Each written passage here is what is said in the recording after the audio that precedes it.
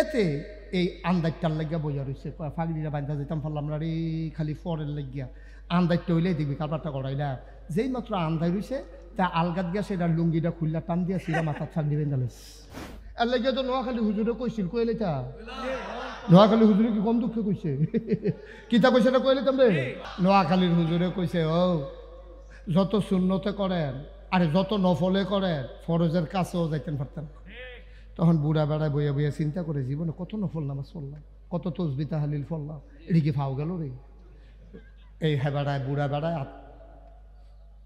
নোয়াখালী কি হাত তুলছেন কেন কয় প্রশ্ন আছে কয় কি প্রশ্ন কই যে আরে তুমি এটা কিন্তু ফরো ফরো ধরো ঘিরতে রে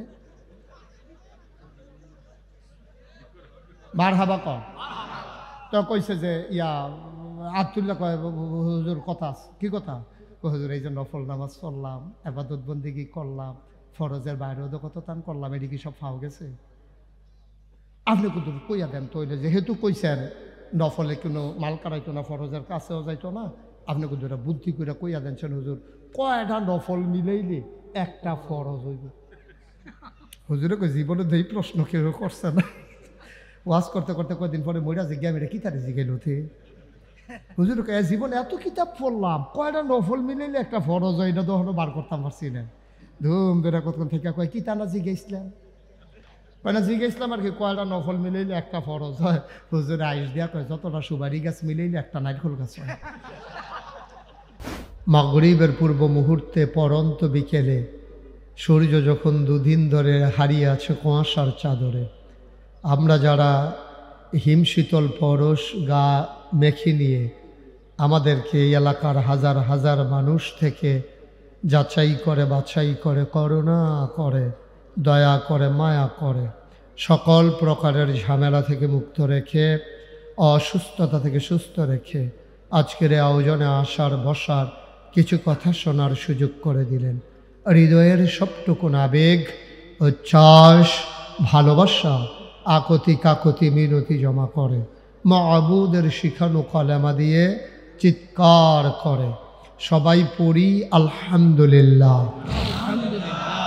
জনাব সাহেব সদর আজকের এই মাহফিলের জনাব সভাপতি হযরত মৌলানা মোহাম্মদ ফারুক আহমদ সাহেব আজকের মাহফিলের দাওয়াতি মেহমান বৃন্দ উপস্থিত এলাকার বিভিন্ন মসজিদের ইমাম সাহেবান মুরব্বিয়ান আজম কলিজার টুকরা যুবকেরা পর্দার আড়ালের আমার মা ও বোনেরা আজকের মাহফিলের সার্বিক তত্ত্বাবধায়ক এবং পরিচালক আমার আদরের ধন কলিজার টুকরা মোহাম্মদ আল আমিন উপস্থিত আমার কলিজার টুকরা যুবকেরা পর্দার আড়ালের মা ও বোনেরা সবার প্রতি আমার আবারও আন্তরিক সশ্রদ্ধা সালাম আসসালামু আলাইকুম ওয়া রাহমাতুল্লাহি ওয়া বারাকাতুহু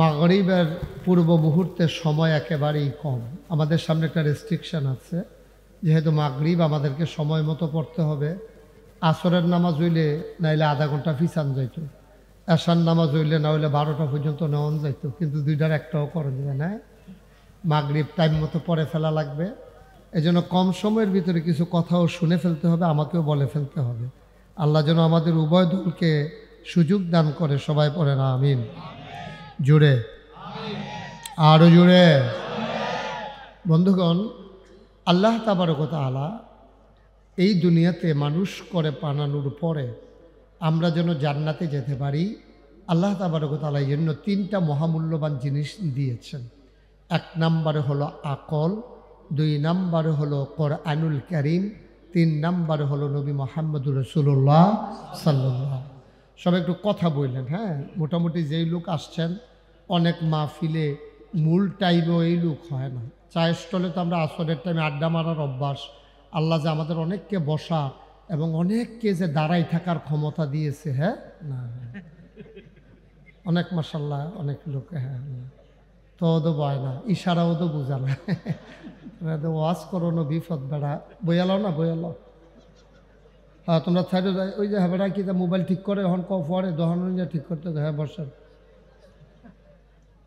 ওই ভলেন্টিয়ার লাগতো না বসো আমি এখন ভলেন্টিয়ার হ্যাঁ তোমরা যারা ওইদিকে ভিড় করতে আসো বসো ভিতরে আইসা বসো, সারা একবারে লাইলের কাছে আসো, তারা ভিতরে পড়ো, ভিতরে আইসা বসেন, আমিন বলেন।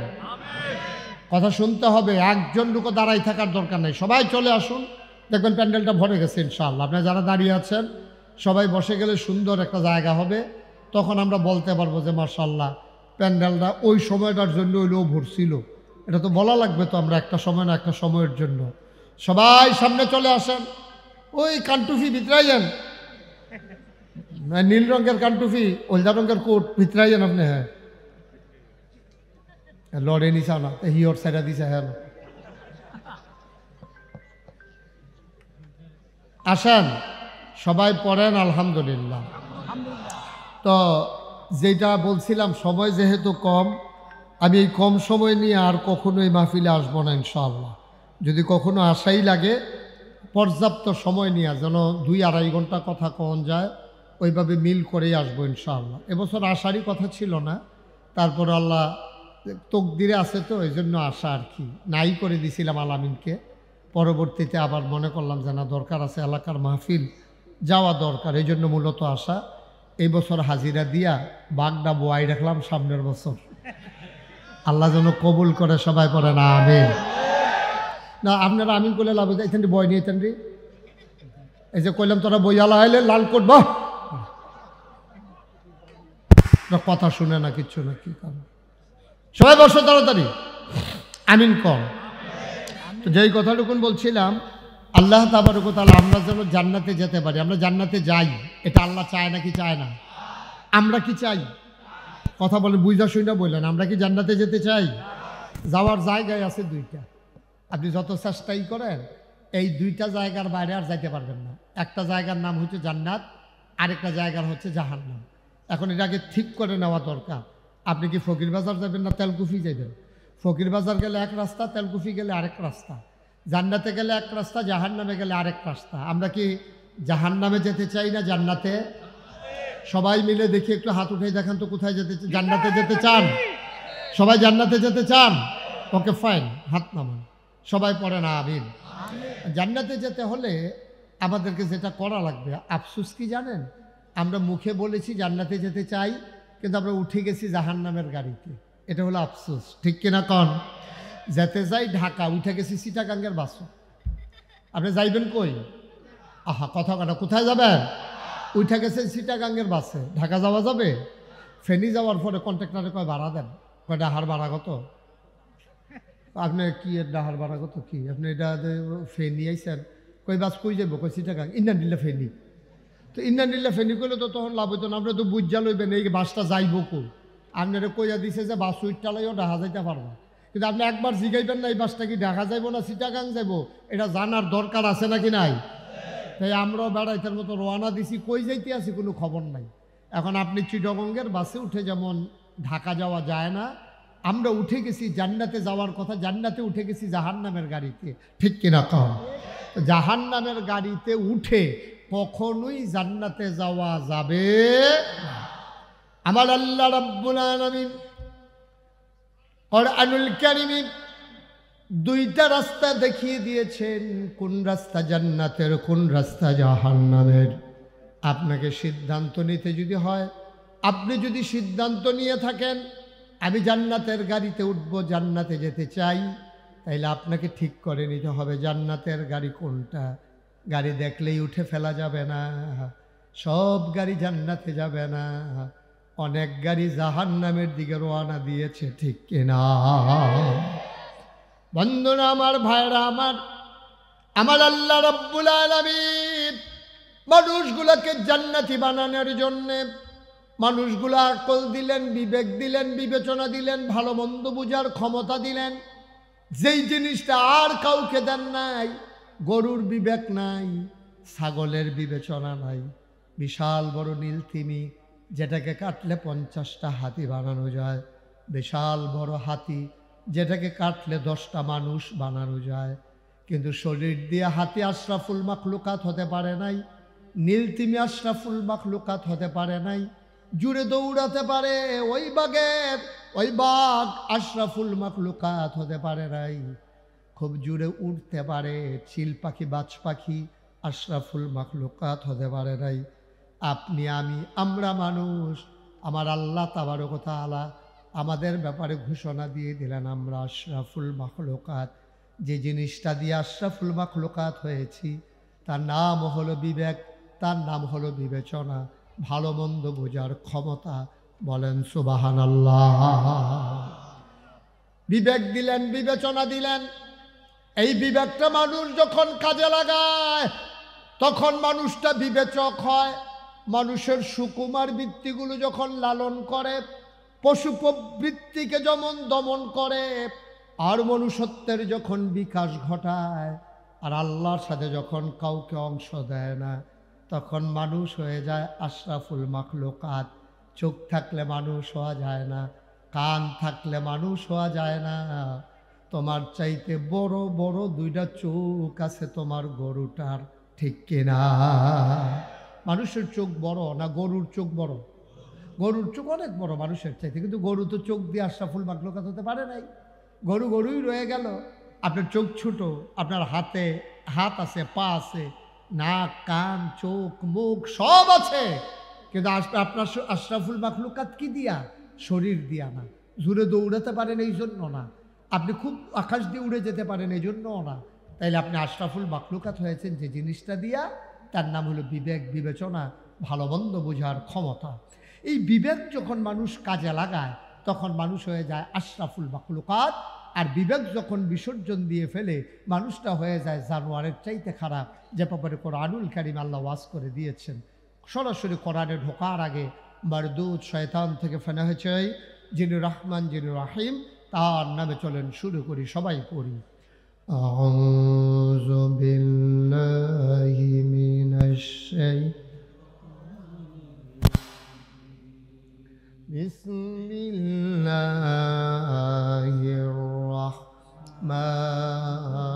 রাহমানির রাহিম।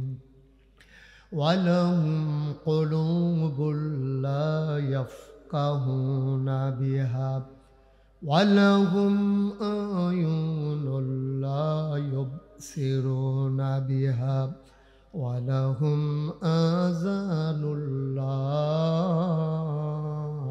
ইয়াসমাউনা বিহা উলাইকা কাল আনআম বাল হুম আদাল।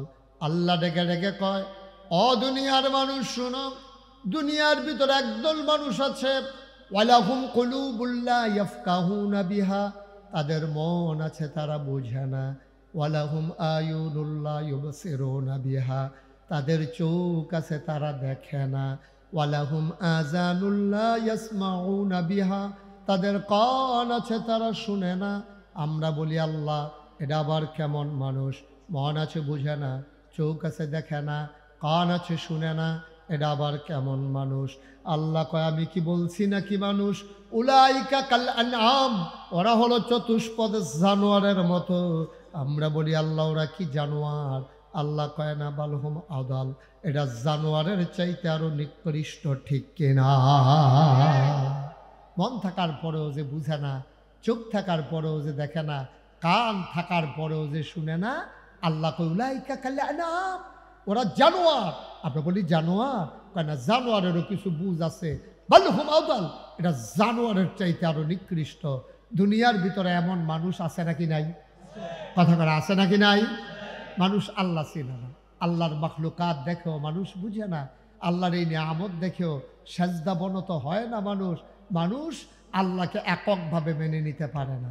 বন্ধুরা আমার, ভাইরা আমার, আমার আল্লাহ রাব্বুল আলামিন এই দুনিয়ার ভিতরে মানুষ বানানোর পরে সবাইকে ডেকে বললেন কুলু লা ইলাহা ইল্লাল্লাহ।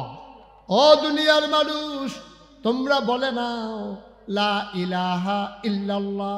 তোমরা সবাই মিলে বলো লা ইলাহা ইল্লাল্লাহ। সবাই পড়েন লা ইলাহা, লা ইলাহা, লা ইলাহা মুহাম্মাদুর রাসূলুল্লাহ।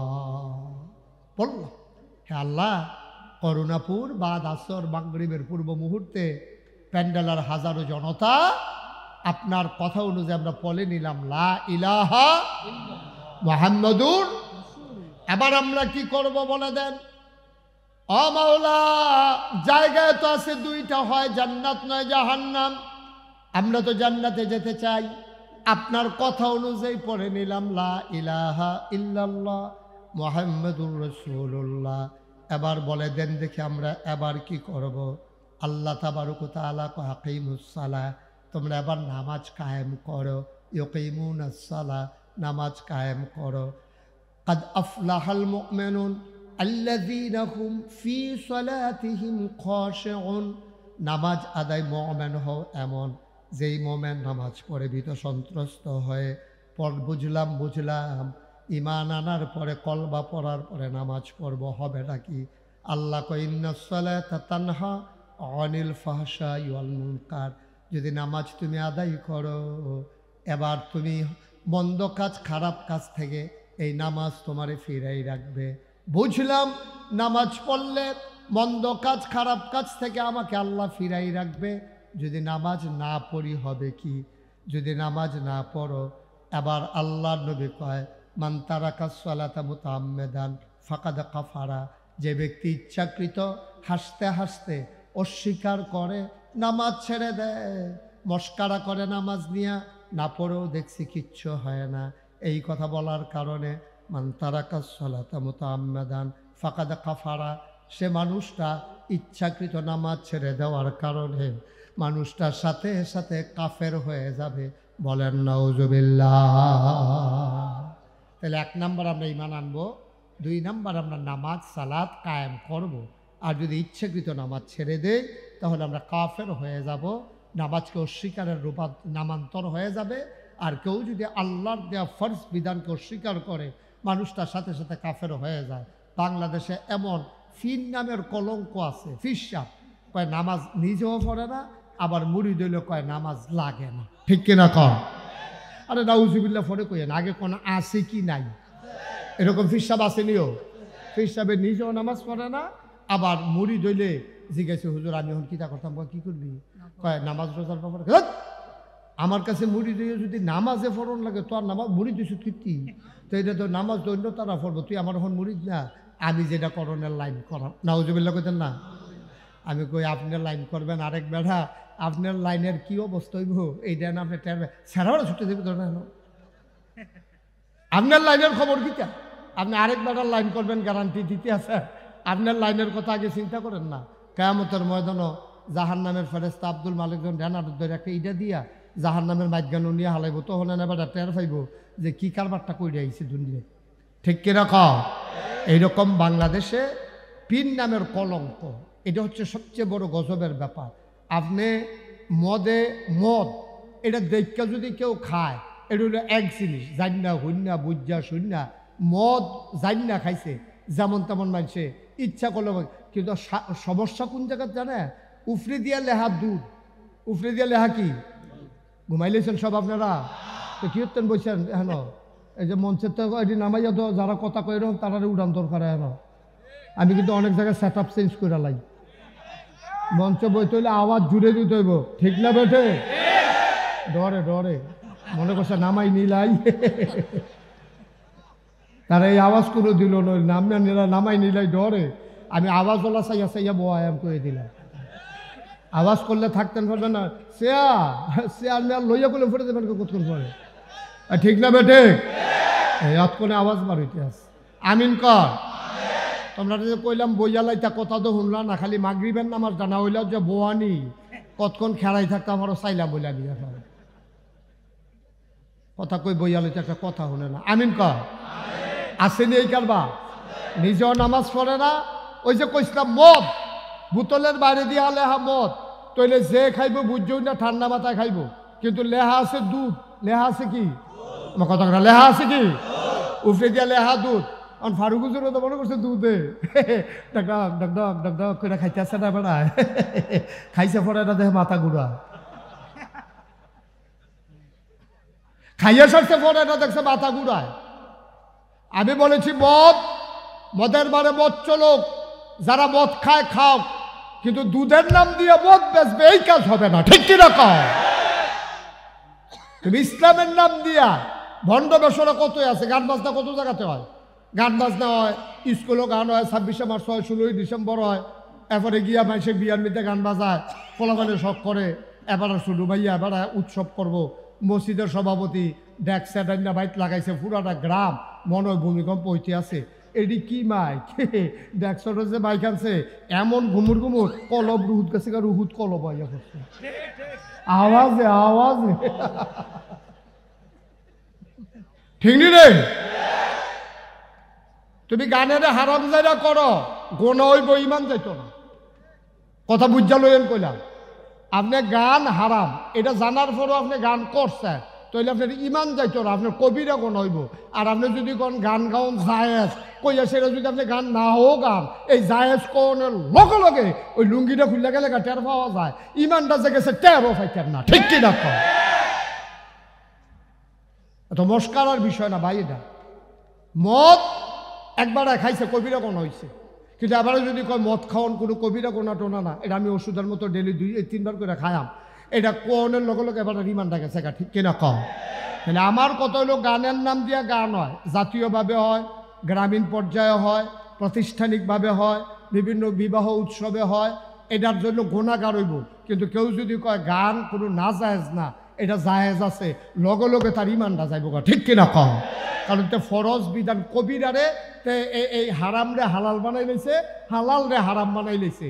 তাইলে কেউ যদি মদ খায় মদখুর, কত মানুষে মদ খায়, তার ইমান যাইতো না, তার কবিরা কোন হইব। আর কেউ যদি কয় মদ খাইলে কিচ্ছু হয় না, আমি খাইয়া চাইছি, খায় আমি সারা জীবন, তার লগে লগে ইমান গেছে গা। এই জন্য আমি বলি মদখুর মদ খাও, কিন্তু মদের বাইরে যে দুধ লেখা আপনি মদ বিক্রি করতে পারবেন না। বেঈমান কাফের বেদিনেরা গান বাজনা করে, উরুসের নাম দিয়া, ধর্মীয় নাম দিয়া, ফিরসাবের নাম দিয়া, এই মাহফিলের নাম দিয়া, মাগরিবের পরে মিলাদ ফইরা রাত্রা কুতুর গান হইলে গান হবেন, এইটা মেনে নেওয়া যাবে না। ঠিক কিনা?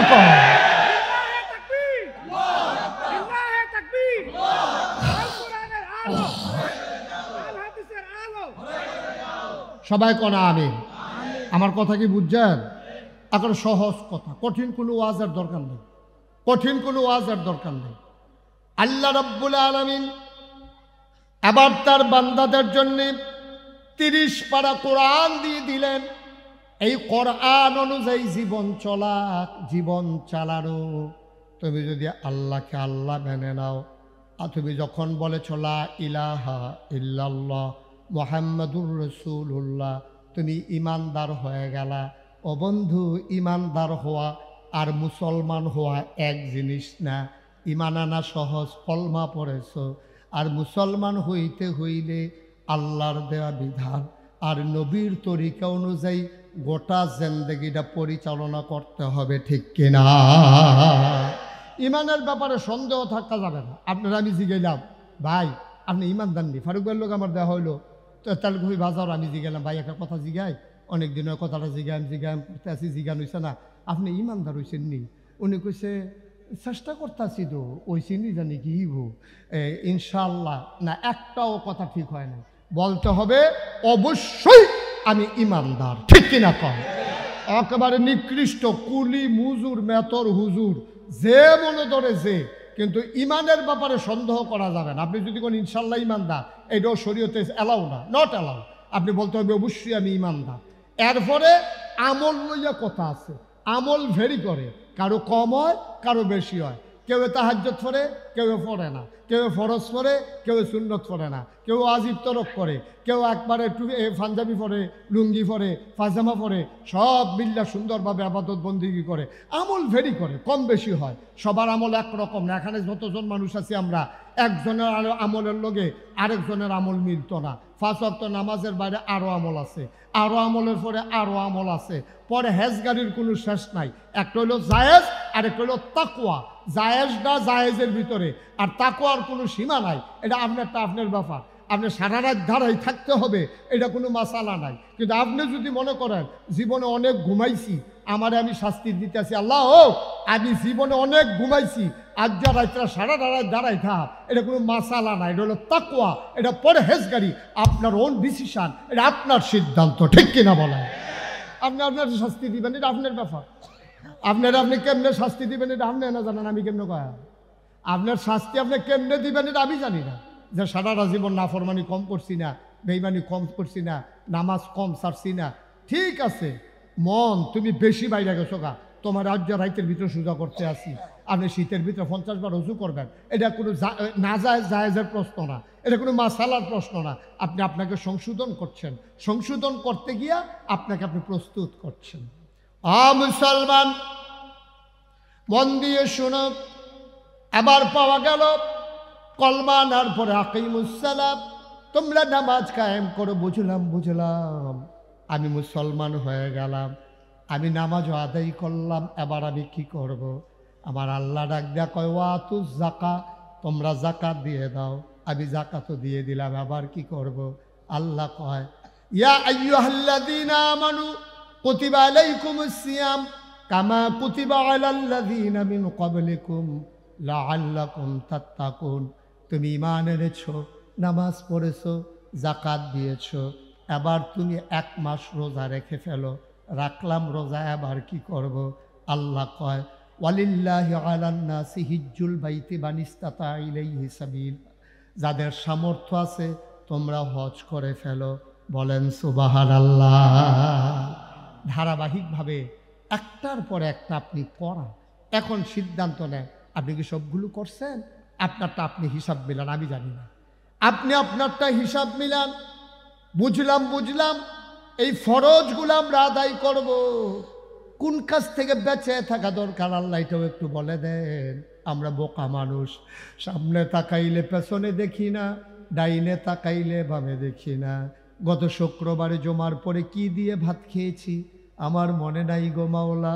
ও মাওলা ও রাব্বে কারীম, তুমি আমার এলেম দিয়েছো সামান্য একটু, আমার মনে থাকে না, আমি দিন বুঝি না, এবার বলে দাও কি কি করা লাগবে। এটা যেমন বলে দিয়েছ, কি করা যাবে না এইটা আমার একটু জানাই দাও।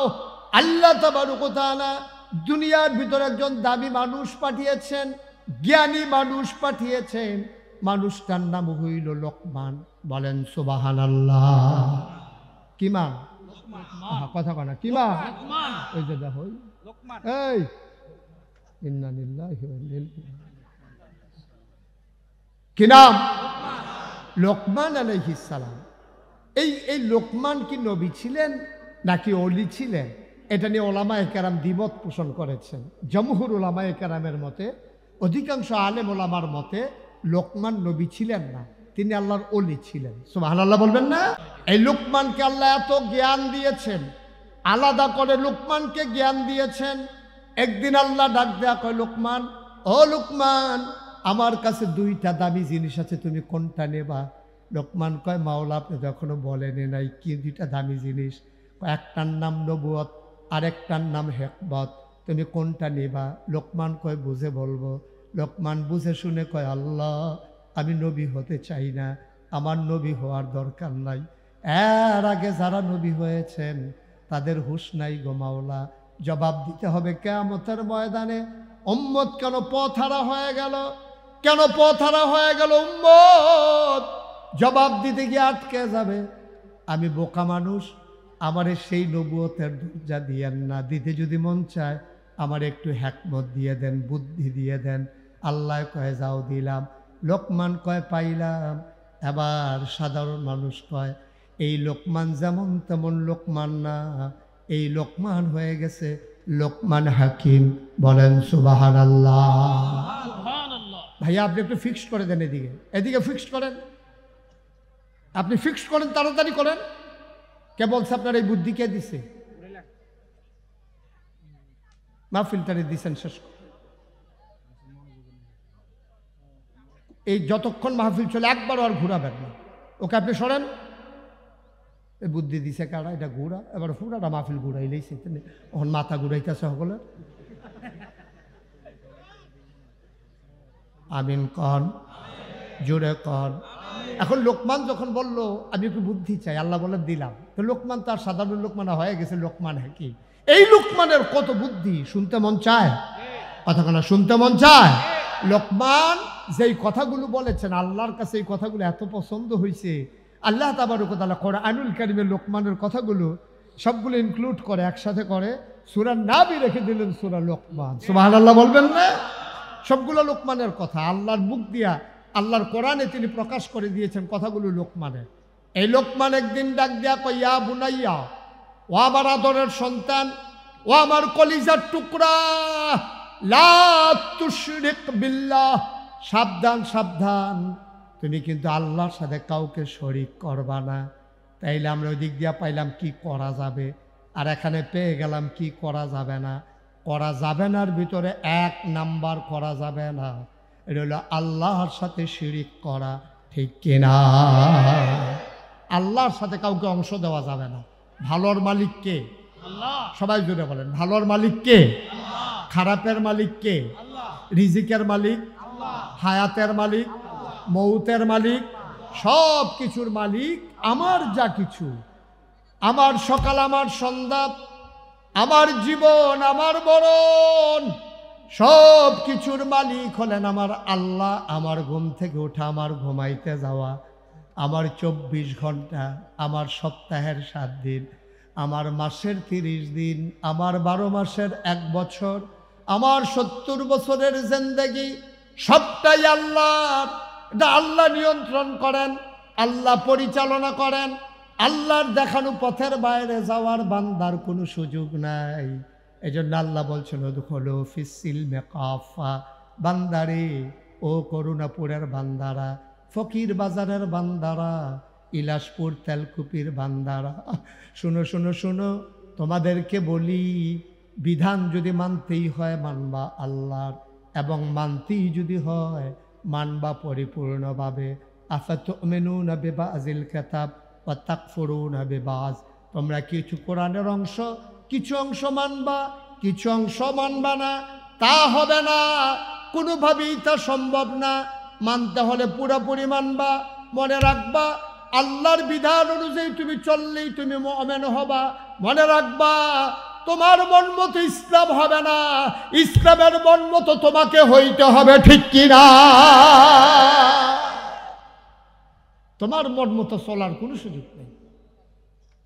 আমি পীর সাহেব আমার মন মতো চলতে পারবো না, উনি সহকারী অধ্যাপক, ওনার মন মতো চলতে পারবে না, ইমাম ইমামের মন মতো চলবে না, নেতা নেতার মন মতো চলবে না, প্রধানমন্ত্রী প্রধানমন্ত্রীর মন মতো চলবে না, রাষ্ট্রপতি রাষ্ট্রপতির মন মতো চলবে না।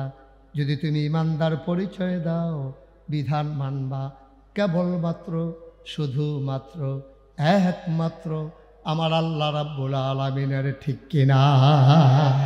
আরো সহজ করে বুঝাইয়া বলি, হ্যাঁ, আজকে আমাদের সামনে মাগরিবের নামাজ। তা আমরা যদি মনে করি আজকে মাশাআল্লাহ আয়োজনটাও ভালো, সব সময় তো সময় পাই না, আজকে একটা কাজ করি, মাগরিবের নামাজ তো 3 রাকাত, চলেন সবাই মিলে, সময় আছে, মাহফিলে একসাথে হইছি, আমরা আজকে মাগরিবের নামাজ 4 রাকাত পড়ে ফেলবো। ভালো তো, বেশি করলেই ভালো। আমরা তো চায়ের স্টলে বইয়া বইয়া আমরা তারা ফতুয়া দেয়, কই যত গুড় তত মিষ্টি। তো এবার আজ চলন মাগরিবার নামাজ ইনশাল্লাহ আমরা 4 রাকাত করে পড়ান সবাই, ফরজটা। আর অন্যরা যা করেন কইরেন, ফরজটার কথা কইতে আছি আর কি। মানেন কেউ কথা না? মানে এইটার নামে তো আল্লাহর বিধান, এটার নামে তো আল্লাহর বিধান। আপনি তো আল্লাহর বিধানের বাইরে মাগরিবের নামাজ 4 রাকাত পড়েন না, তো এখন ফতুয়া দেন নাকি যত গুড় তত মিষ্টি, 3 রাকাতের জায়গায় 4 রাকাত হলে আরো ভালো হয় না? তো আপনি তো কেউ রাজি হন না, তো এইটার বেলা কেউ রাজি হন না। ইসলামে তো আরো জিনিস আছে, হারাম তো হুদা, যে আল্লাহর সাথে কাউকে অংশ দেওয়া যাবে না, এটা যেমন কবিরা গুনাহ, এটা যেমন হারাম, সে যেমন মুশরিক হয়ে যাবে। এটা নবীজির ওই কোরআনুল কারীমে ১৫০০ বছর আগে ওই লোকমান হাকিমের মুখের কথা আল্লাহ কোরআনের ভিতরে ইনক্লুড করে জানিয়ে দিলেন যে, ইয়া বুনাইয়া, ও আমার আদরের সন্তান, লা তুশরিক বিল্লাহ, আল্লাহর সাথে কাউকে শরীক করবি না, ইন্নাশ শিরকা লা যুলমুন আযীম, শিরক হলো মহা গুনাহ, খারাপ গুনাহ, সাংঘাতিক গুনাহ, ঠিক কি না? ঠিক। আমরা শিরক করি না কি করি না? কথায় কথায় শিরক করি। শিরক 2 জাতের, শিরকে জলি, শিরকে খফি। খফিটা তো কোনো আগামাতায় নাই, কত যে করে, খালি জিজ্ঞাসা তোমার আব্বার শরীরটা কি এ রোগে কি মানুষ বাঁচেনি? ক্যান্সার না? আব্বার তো ক্যান্সার, কত অহনদী বাচ্চা রয়েছে, কই যে রাজগঞ্জের হোমিও ওষুধরা, আরে খাওয়ানোর লগে লগে অ্যাকশন হয়েছে, এই ওষুধরা ঠেলায় না আব্বা কোনো মতে বাচ্চা রয়েছে। কথাটা কি হয়েছে? তোমার কথা কোনো, কথাটা কি হয়েছে? এই হোমিও ওষুধে বাঁচাই রাখছে না আল্লাহ বাঁচাই রাখছে? তারপরে তো হাম বরাবর করে দিয়েছেন ওই হোমিও রাজগঞ্জের সিফার গল্লির যে ওষুধরা, এটা বলে অনেক সাংঘাতিক পাওয়ারফুল এটা ওষুধ। এইটার কারণে মরে গেল কই, এতক্ষণে মরে গেল কই? জিজ্ঞাসা তুফানে ঘরটার খবর কিটা? আমরা বাড়ি উত্তর দিয়া তো আর বাড়িঘর নাই, তুফানটা আইসে তো উত্তর ফেলতে, যেই একটা জুহি দিছি ঘরটা তো থাকার কথা না, কয় রইছে কেমনে? কয়েকদিন আগে না ফালাডি বদলাইলাম, আবার ঠিহা দিলাম ফালা দিয়া, এই ফালাডির কারণে কোনো মতে খেরাত রইছে, ঘরটা রইছে, ইমানটা চইলা গেছে। ঘরের জায়গাত ঘর রইছে, ইমান নাই তো। ঠিক নেই রে, কেডাই বুঝাইব? এই যে বড়বড়ার মতো একটা কথা কইয়া বইলে ইমান তো গেছে গা। লুঙ্গিটা খুললে টের পাওয়া যায়, যার গেছে তেও টের পায়, যারা সামনে গেছে তারাও কয়। কিন্তু ইমান এমন একটা জিনিস, যার গেছে তেও টের পায় না, যারার সামনে গেছে তারাও টের পায় না। ঠিক কিনা কয়? সাংঘাতিক জিনিস। তাইলে আল্লাহর সাথে শরিক করা যাবে না। আর এই বাংলাদেশে শিরিকের আবিষ্কারক হইল বিশেষ করে একদল ভণ্ড প্রতারক, ইসলামের লেবাসদারি নামদারি, ওই মদের বাড়ি দিয়ে দুধলে হুন্না একদল ভণ্ড প্রতারক, পীর নামের কলঙ্ক। ঠিক কিনা? এই সেরেকটা চালু করছে বেশি, সম্মান করতে করতে বউয়ের আমার কেলাওনের মতো আর কি। যেই বউয়ের লেগে মায়া মনটা আমার খেলাই বড়বড়া কয় কি তাতে না, উজুবিল্লাহ করতেন না। মির্জা গালিব বিশ্ববিখ্যাত একজন কবি ছিলেন। আমি গত পরশুদিন ফেসবুকে তার 2 লাইন কবিতা পাইয়া আমার চোখে পানি চলে আসছে।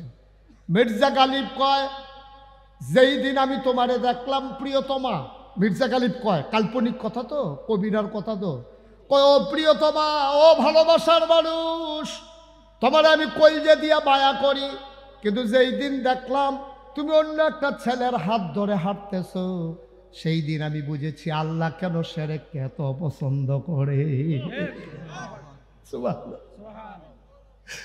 তুমি আরেকটা লোকের হাত ধরে হাঁটো, আমার প্রিয় মানুষটা যখন আরেকজনের হাত ধরে হাঁটে, আমার যদি এমন লাগে যে আল্লাহ আমার মানুষ বানাইলো, যে আল্লাহ আমার জন্য আকাশ সাজাইলো খুঁটি ছাড়া, যে আল্লাহ জমিন দিল সমতল করে, পাহাড় বানাইলো পেরেকের মাথা করে, যে আল্লাহ দিল কুলু কুলু হয়ে যাওয়া নদী, নদীর ভিতরে পানি, পানির ভিতরে মাছ, নদীর কিনারে গাছ, গাছের ভিতরে ফুল, ফুলের পরে ফল, নারিকেল গাছের মাথায় ডাব, ডাবের ভিতরে শরবত, আখের ভিতরে রস, সব যে আল্লাহ দিল। আমার প্রিয়তমা যদি আরেকজনের আঙ্গুলে ধরে হাঁটে, আমার যদি এমন লাগে যে আল্লাহ আমারে শিয়াল বানাইলো না, যে আল্লাহ আমারে কুকুর বানাইলো না, মায়া করে মানুষ বানাইলো, এই মানুষ যখন বাজারে সাজদা দেয় আল্লাহর কলিজা ফাইটা যায়। ঠিক কিনা?